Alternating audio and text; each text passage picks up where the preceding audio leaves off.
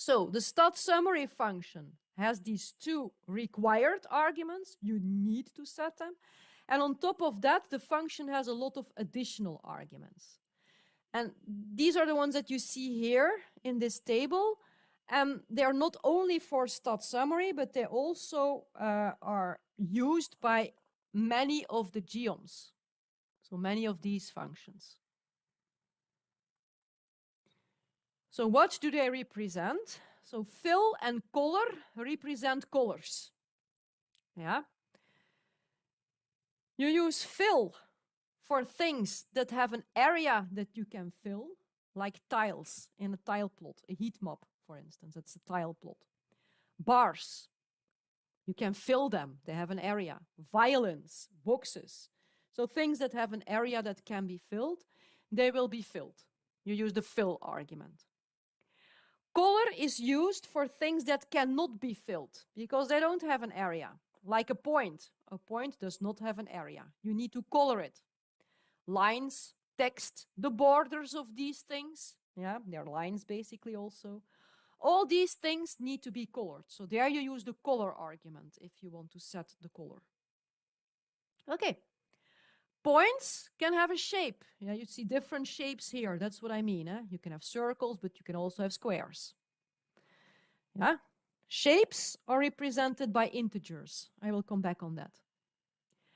A lot of different things can have a certain size. Yeah. You can have points this size and you can have really big points. The size is set by the size argument. Here, lines also can have a different size. It's also called size, thickness. A lot of things can have a position on the plot. I will also come back on this. So that's also an argument that you can set. Where is it? How to put it? Lines can have a type. Yeah, you can have full lines, but you can also have dashed lines. Yeah, line type it's called. And each line type has a name or a code. I will also come back on that.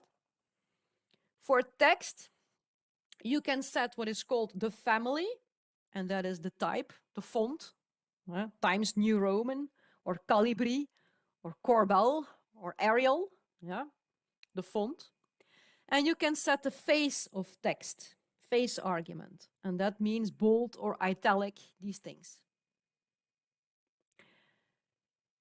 You can set the width of bars and error bars, and that's always a number. And when the bars represent categories, groups, the width is a number between 0 and 1. And 1 means that they touch each other, and 0 means that you can't see them. Very often you want something in between. And then there's the last one, alpha. This can be specified, this argument, to set the transparency of things. It has a value between 0 and 1, 0 meaning not transparent at all, the default, and 1 meaning totally transparent. Very. If you want transparency, you choose a number here between 0 and 1. And you see that I set here another one, the width, one that I mentioned in the slides. This one here, the width.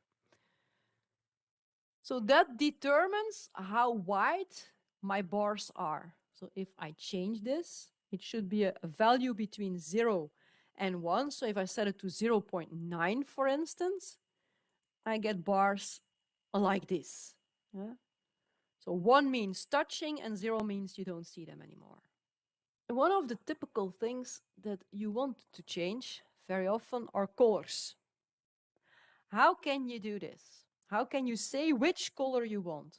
Well, each color in R has a name or has a code. And you can see these links here.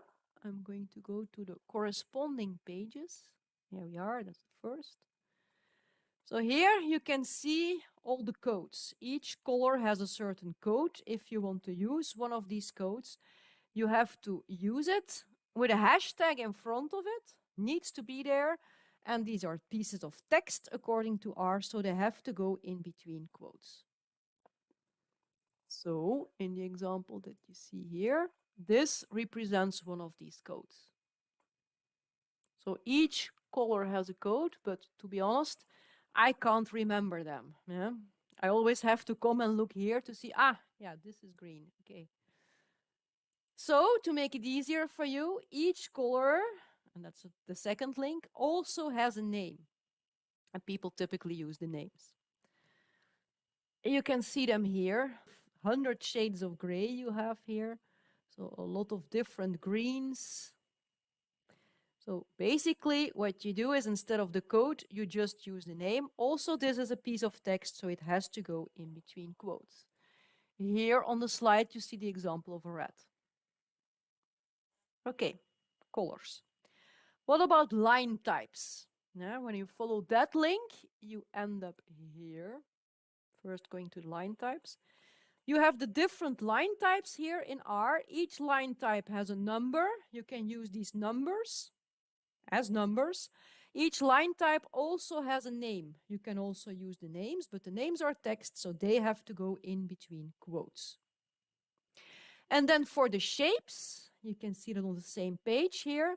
Each shape has a number. So here you just use the numbers.